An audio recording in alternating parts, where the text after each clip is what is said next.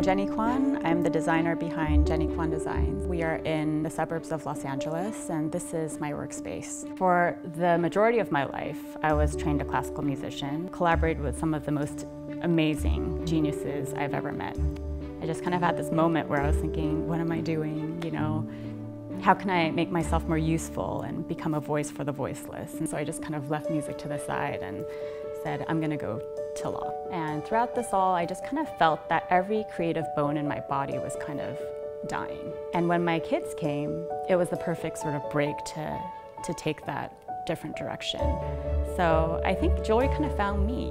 It's one of those things where you know right off the bat if you kind of have a knack for design or not. My design process is very kind of spontaneous, and I think it's kind of an aggregate of all the things that I find inspiring. And oftentimes it's just literally an idea pops into my head and I'll put pen to paper, go through a few iterations of it, think of whether or not it's going to work kind of technically as jewelry. I take it to the jeweler and have a conversation with him, tell him exactly what my vision is, and he'll create a sample, and then we kind of edit the sample, and I try it on, I wear it around to see if it's actually, you know, something that is wearable, and then, you know, it becomes a finished product. Two words to describe the Jennie Kwon aesthetic are restrained and eye-catching, and this is reflected in my own personal sense of style. There's something very beautiful about controlled beauty, about order.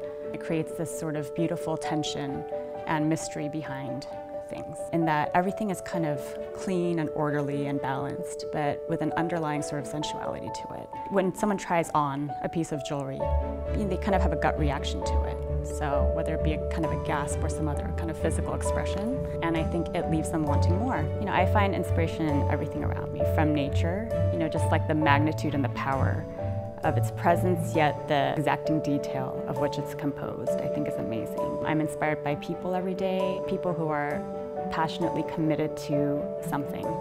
I was a classical musician before. You know, we would spend 8 to 10 hours a day just kind of honing our craft and spending, you know, hours on just one line of music, trying to perfect it. So long as you're super committed to what you do, and I think it's also really important, especially in this industry, to have a strong inner voice and to listen to it. Because it's easy to get distracted by what you think might sell, or what you think, you know, people want, or to get distracted by what other jewelry designers are doing. But you know, you have to stay true to your own voice and just kind of keep your head down.